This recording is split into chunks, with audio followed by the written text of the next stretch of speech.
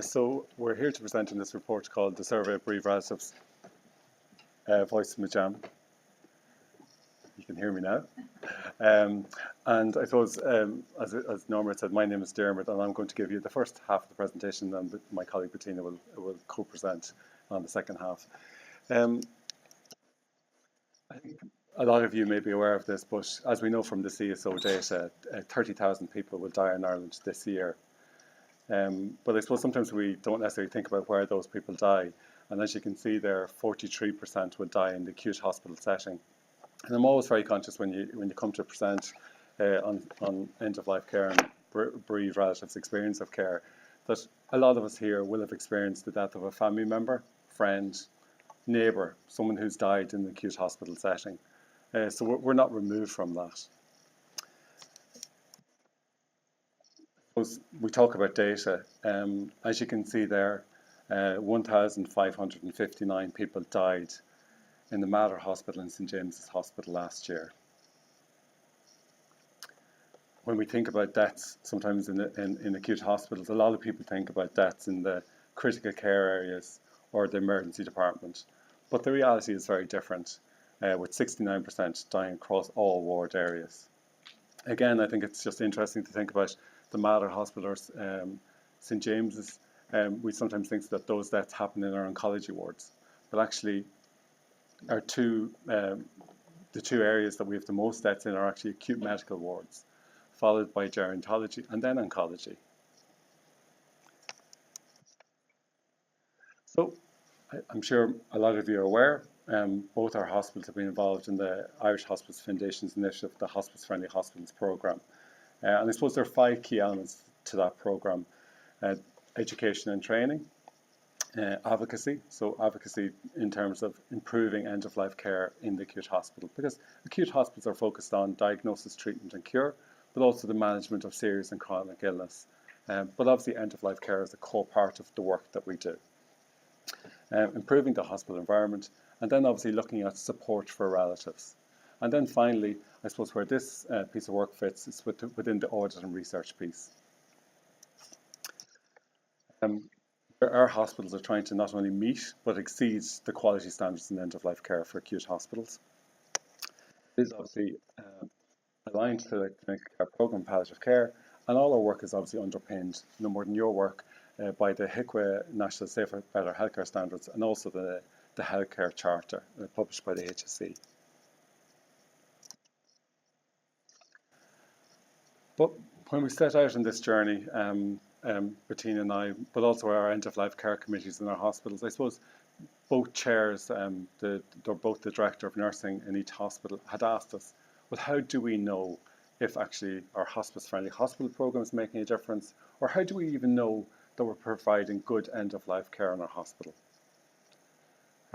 So how do we get feedback in acute hospitals on this topic? What do you think? Complaints. Exactly. We get complaints. We also get compliments. We get the thank you cards to wards, to the staff.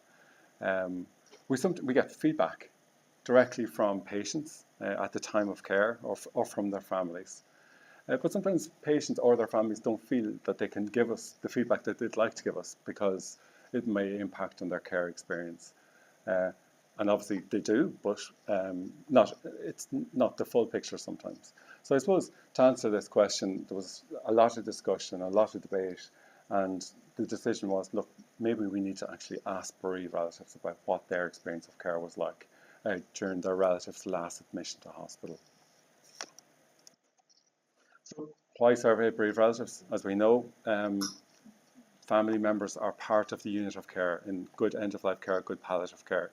It's good practice. The NHS in England conducts the Voice study there. In 2015, 21,000 bereaved relatives were asked. It's conducted by the Office of National Statistics. They ask relatives of patients who died in hospices, nursing homes and acute hospitals. It's insight into a population whose voice may not necessarily be heard. Obviously, relatives are recipients of end-of-life care. And I suppose finally, and for us, it's an opportunity to ensure that we are providing good care and if there are things that we need to improve upon to learn from the experience of relatives. So the study itself is called Voice Majam. Voice stands for Views of Informal Carers Evaluation of Services, and we got the express permission of NHS England to use and modify the study to the Irish setting.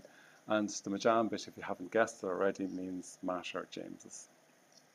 It was a dual purpose to the study. First was ascertaining the quality of care during the last admission. And secondly then was for quality improvement purposes. We surveyed patients of relatives of patients who died in our care from the 1st of August 2014 to the 31st of January 2015. So we didn't contact any bereaved relative any earlier than 3 months and no later than 9 months, because obviously sometimes people have recall issues, and that's consistent with what the research in this area would tell us. The questionnaire itself had 39 questions with 3 open-ended questions. The 3 open-ended questions were: what, if anything, was good about the care during the last admission to hospital? What, if anything, was bad about the care during that last admission? And do you have any other comments that you'd like to make? Those 3 questions alone generated 90 type pages of qualitative comments. So giving you an insight into people wanting to tell us about their experience of care.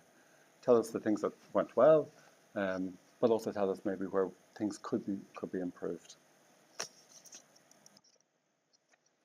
So the sampling process employed in the study, 792 questionnaires were sent to bereaved relatives.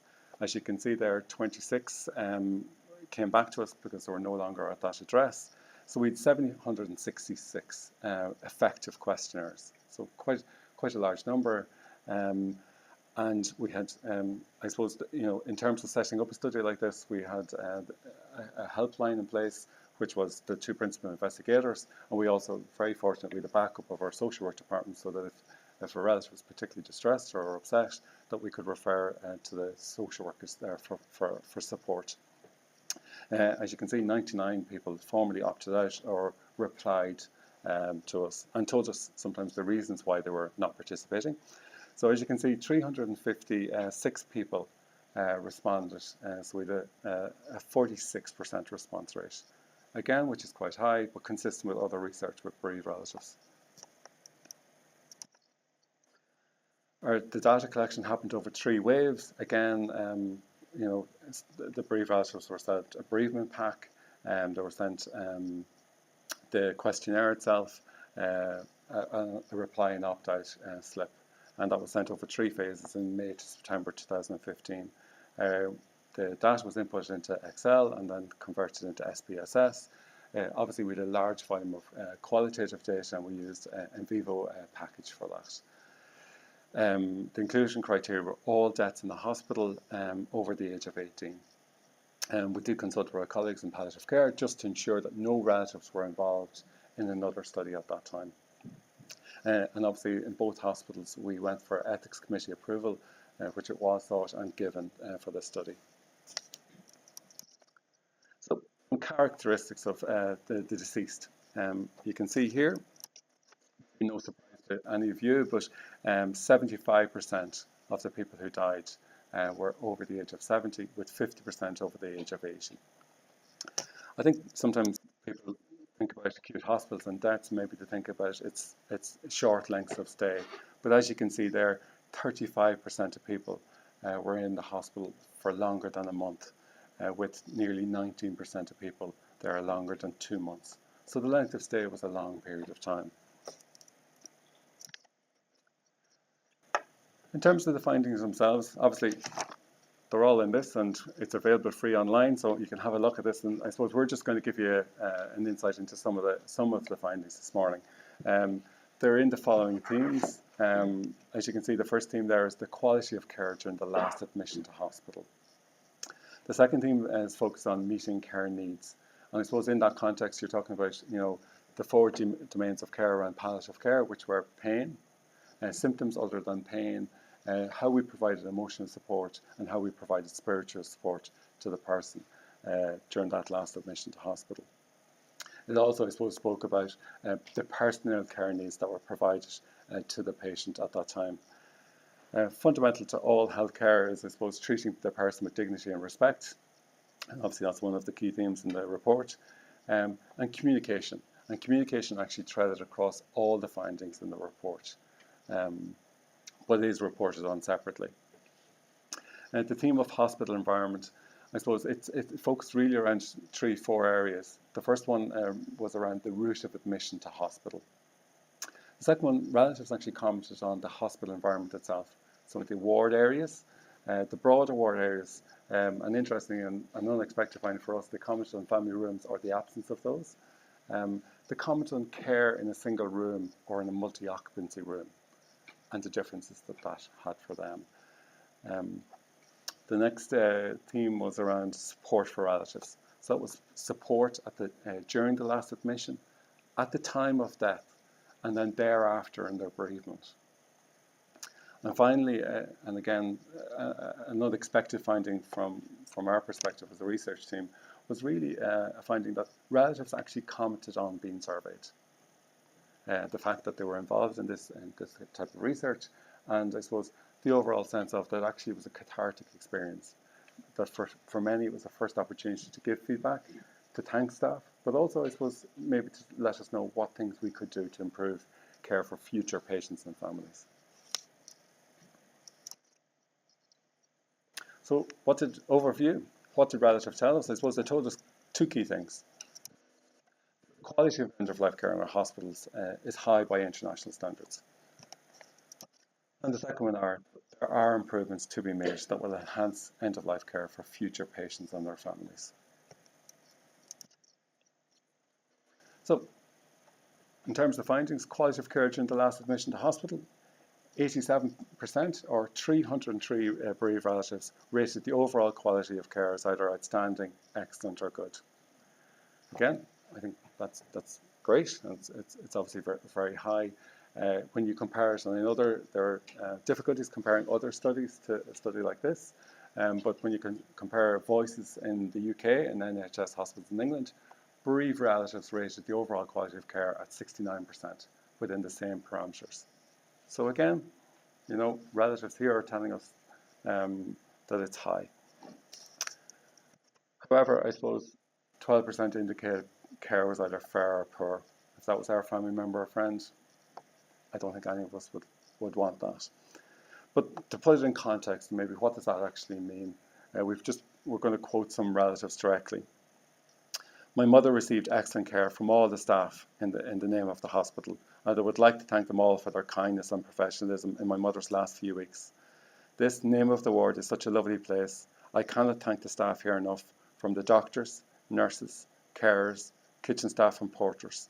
In fact, every single person involved in this wonderful place deserves a special thanks for all their hard work. They're extremely warm, generous and caring people, and of course efficient and professional. And again, it's giving you the strong sense that good end-of-life care involves so many different people in the hospital environment. And I think we have a lot of statistical evidence in the report, but sometimes it's the qualitative comments that can give you a really strong sense of what that means. Another comment, nurses were communicative and friendly. The dietitian and all the physio staff were kind and patient. The porters were cheerful and sometimes managed to make her smile. The medical social welfare staff were exceptionally helpful. And the longer comment. As I mentioned, most of my relative's care was good, but I was on hand every day for the 2 months my relative was in hospital because of some of the things that I noticed, particularly on the name of the ward. I often wonder how my relative would have been looked after if I was not there with him every day. I honestly think that elderly patients should be treated with more care, especially at mealtimes, when some of them are unable to eat unaided. No one likes to eat cold food, and they should not have to wait 15 or 20 minutes to be helped eat. I hope I've explained that my relative's care was very good for the most part, but it is the times when it was awful that upsets me and keeps me awake from time to time.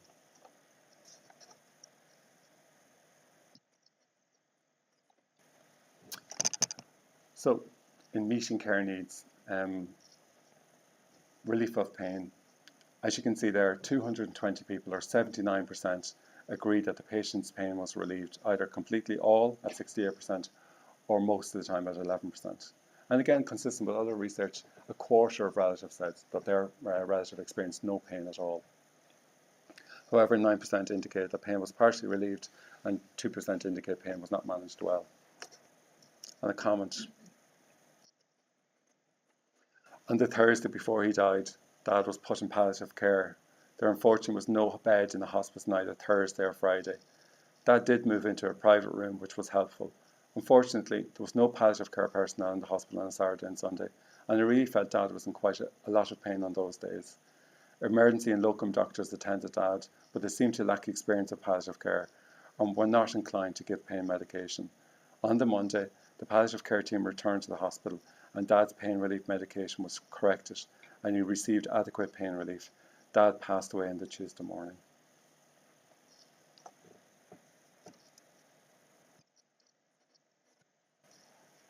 So we asked relatives about the provision of emotional support. And as you can see there, 56% rated it at either excellent or good. And actually, in terms of the four domains of care, that's actually where we scored lowest on. And the next one was at 61% was in terms of provision of spiritual care. But what did that actually mean for relatives? He was not offered to speak with anyone regarding his diagnosis. His needs or wishes were not obviously discussed with him, as he wasn't offered any spiritual counselling support following his diagnosis. This I know would have been important to him. I do not think he suffered physical pain in the last week of his life, but I do know he suffered emotionally, which is every bit as bad, and it shouldn't be.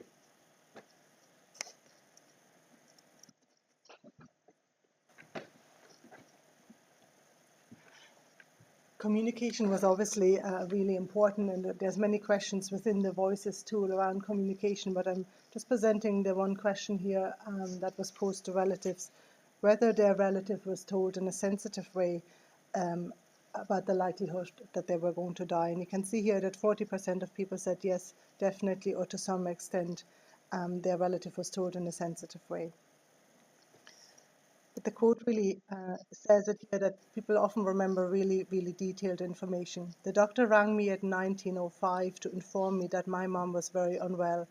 I was on the corridor with my 84-year-old dad at the time. The doctor was very caring and sensitive in the way in which he spoke to us. He outlined the situation in a direct, easy to understand way, while at the same time being respectful of both my dad and I. This story is a different story. The doctor taking care of my mother's needs came into the room where she was lying still alive and spoke over her bed, telling me that there was no more they could do for her, and they made her comfortable. My mother was still awake and listening to all this. I think maybe he should have called me outside to tell me this. When we look at the hospital environment and environments in general, we know that it really impacts on physical and psychological well-being, and that care in a single room at the time of death is actually a well-regarded quality indicator for good end-of-life care. In acute hospitals, it's obviously very difficult because there's many other competing factors that impact on allocation of single rooms. And as you can see in this slide, we always present the data as a combined data, but when there are differences between the two hospitals, we've presented them in this format. They're not statistically significant, but they are definitely important to recognize. And you can see that in Hospital A, 74% of people died in a single room, and in Hospital B, 65%. And that's really a reflection of the different policies within those hospitals, where in Hospital A, there's actually a key performance indicator that's been reported and adhered to at board level in terms of end-of-life care in single rooms, and that really seems to make a difference. Come up there. This is really, I think, more telling about the importance of single rooms for patients and relatives. We argued that she as a person deserved her dignity and privacy around herself in the last hours of her life. We also felt that it was not fair on either her large family or the other ward patients that my mother's final hours be lived out on a hospital ward. Continuing with the theme of hospital environment, the availability of a family room is really important. And if you've ever been to an acute hospital, there's very, very few places where actually somebody can step away from the bedside for either a purpose of reposing themselves and getting a breath, or having a private conversation with the medical team about maybe diagnosis giving, or just taking some time out to step away. So again, the data was different for both hospitals. In Hospital A, 72% said definitely helpful to have a family room available, and 11% it was helpful to some degree. In the other hospital, it was 62% that said that they either had a family room that was helpful or helpful to some degree. And again, that's really reflective of the hospital policy. The family never had a family room to talk to mom in private. Everyone can hear your business and words. Even on her last day, when we were advised to come in, we had nowhere to make a cup of tea or sit in private. We had to use a storage room, which just adds to your distress.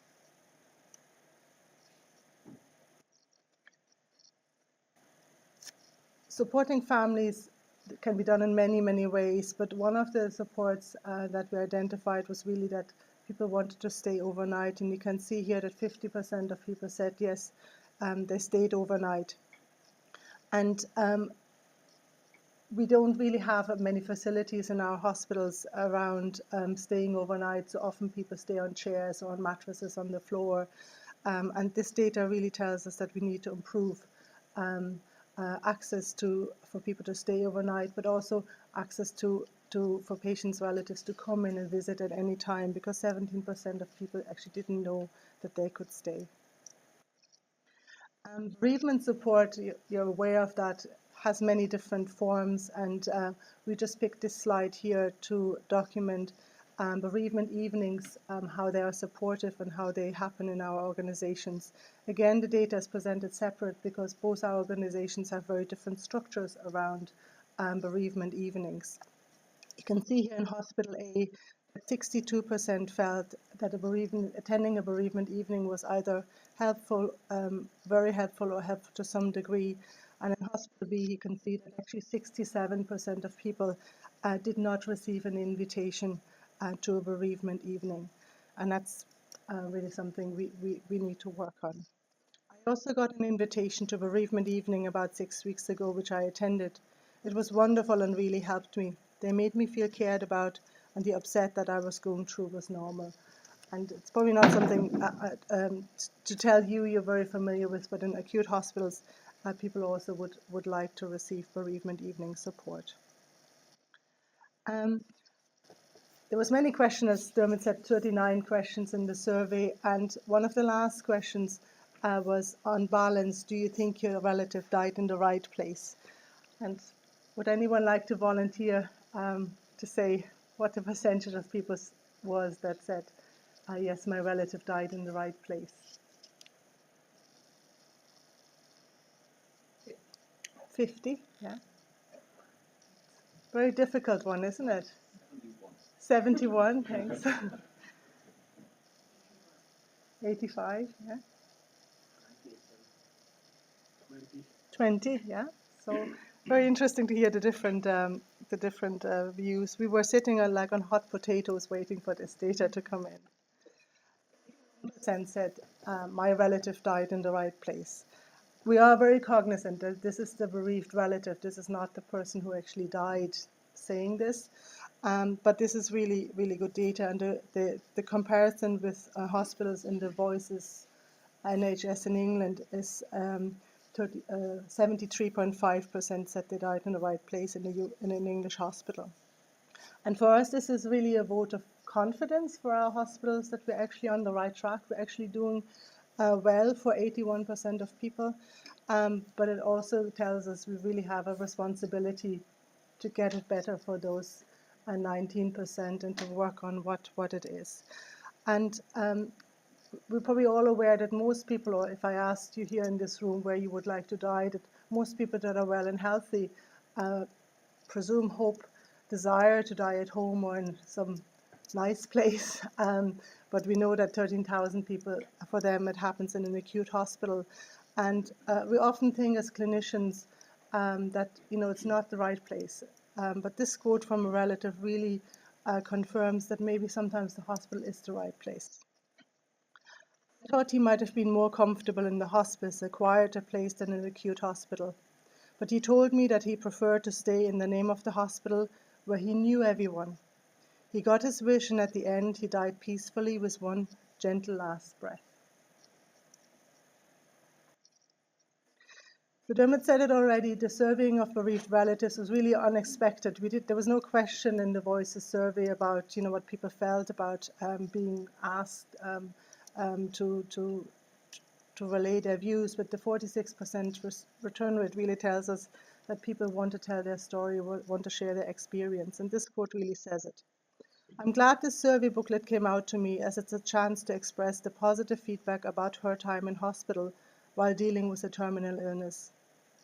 It is also a good chance to raise any issue that caused upset or annoyance to the patient or the family during her stay after her death. It's been therapeutic to complete this survey, knowing that it's been taken into account at some level and may contribute to the improving of services in the future. It confirms the positive areas at work every day that make such difference to both patients and families. And I guess just hot off the press, the palliative care model of care that's out for consultation recommends serving bereaved relatives also as two of the ways of improving palliative care and end-of-life care. So just want to put into perspective that that's actually really fitting in with that.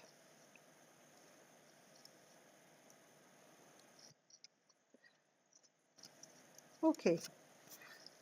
Coming to the recommendation, these are the recommendations that were taken directly from the data, that is relatives' recommendations. Relatives tell us that we need to improve communications to patients and their families relating to prognosis of illness and dying. Many relatives reported that they didn't actually know how sick their relative was. They didn't understand the process of dying.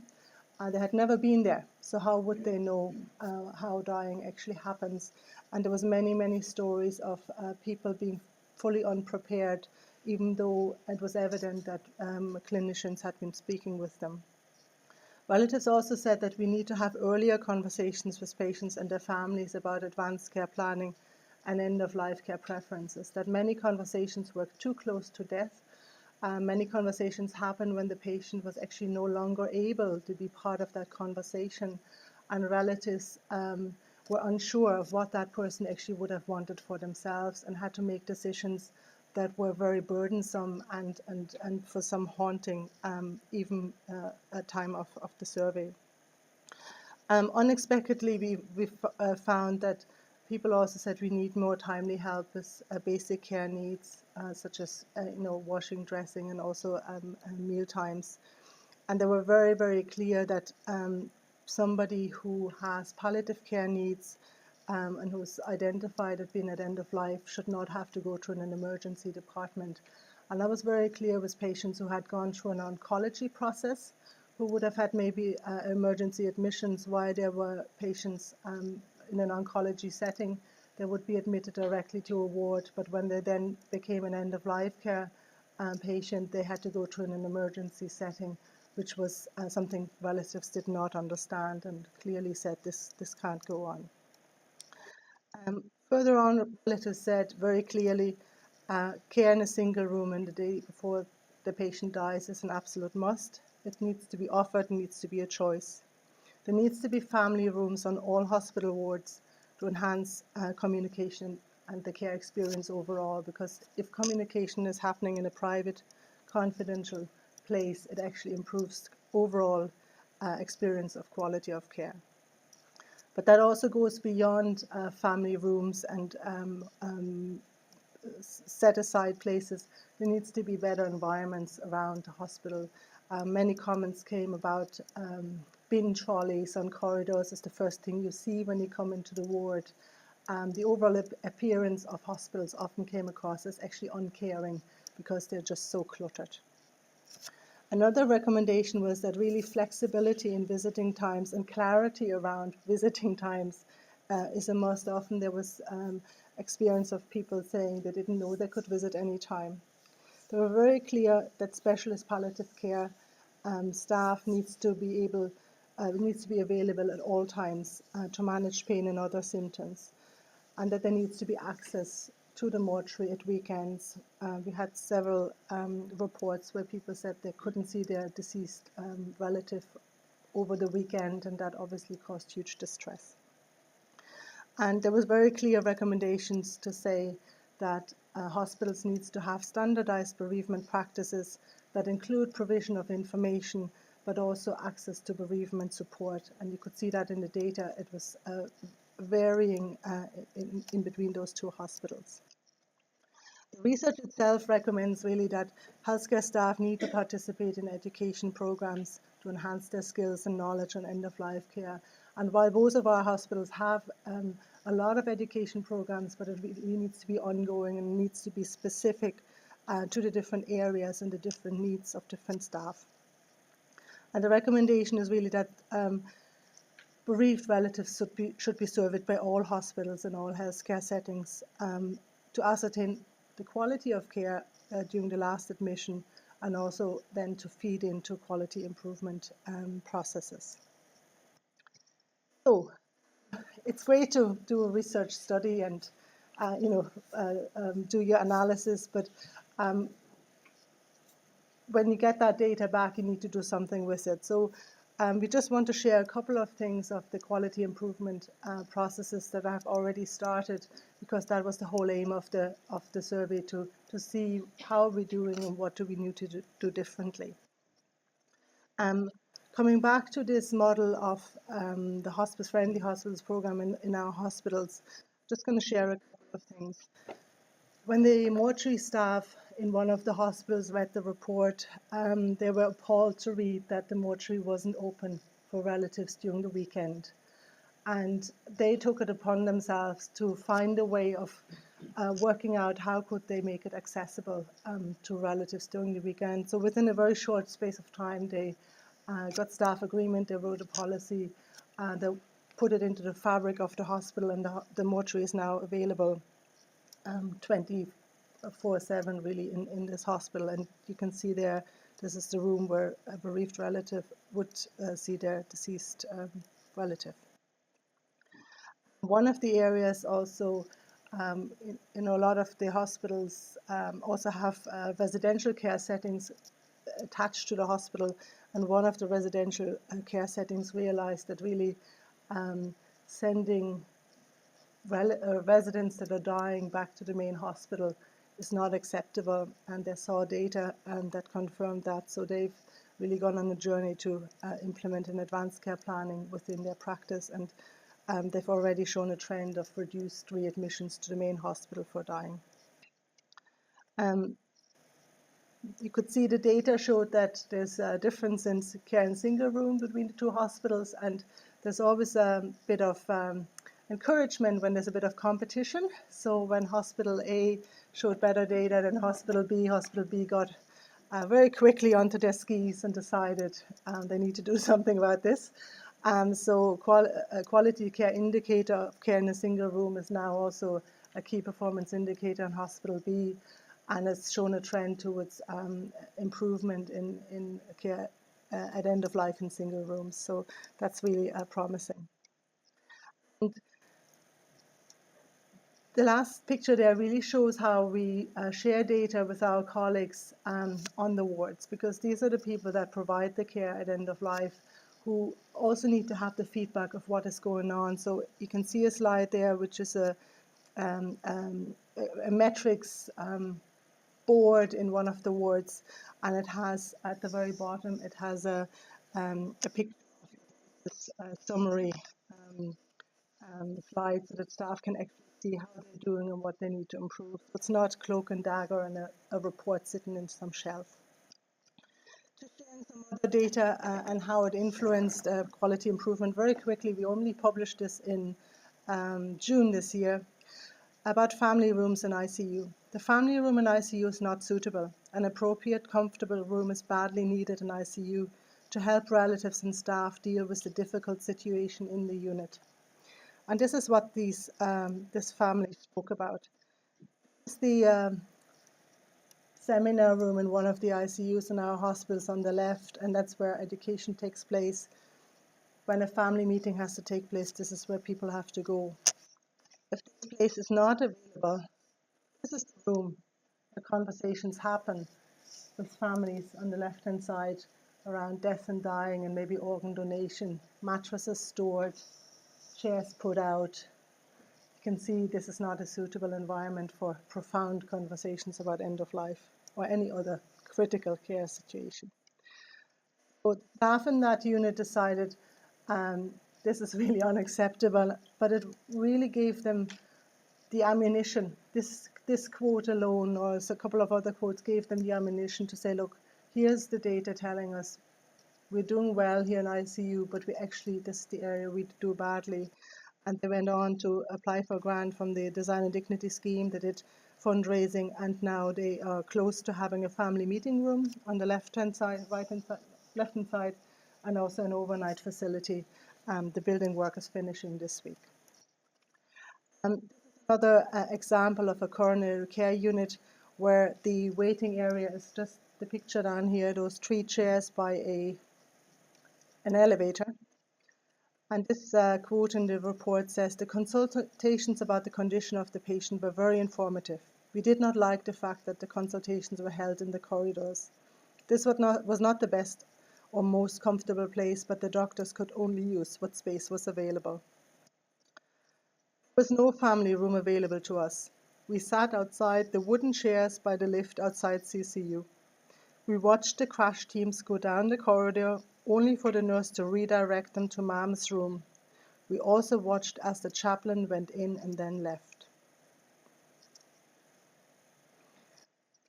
So again, this was really big light bulb moment for the, and they got things in motion. I mean, it wasn't an easy thing, but they managed to convince the person who lived in this office there to find another place and a family room there. Now, it's not a big place, but it is a place, and from anecdotal evidence, it's been used daily. It's used for conversations around profound things, but it's also used for card game, which is normality within an acute setting. So it's a really a good story. And then in terms of overnight, we've heard some data, how many people, 50% want to stay overnight. And sometimes these family rooms can be at the end of the corridor, they can be, in a different place.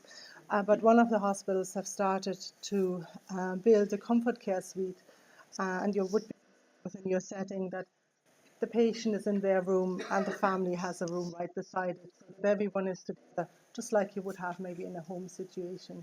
And in other hospitals they have them already, but in our hospitals these would be novel.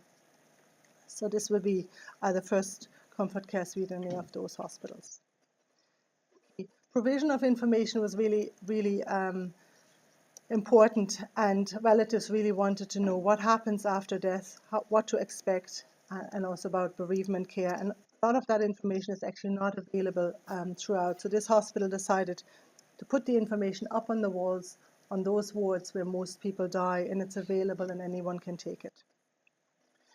Coming to the end then, really to wrap it up and to start the conversation, the research really tells us that bereaved relatives rate the overall care in our hospitals as high at end of life.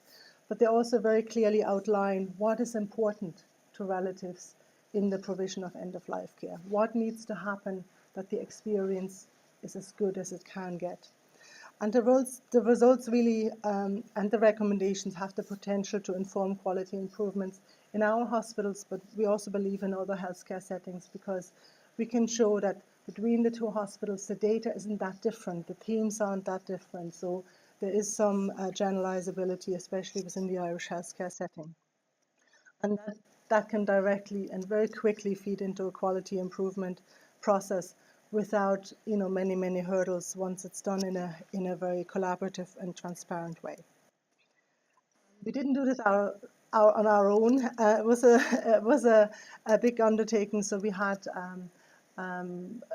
contributions from colleagues in UCD and in Trinity, And we also want to acknowledge the contributions from the relatives, because without them we would never have this data and this path to go.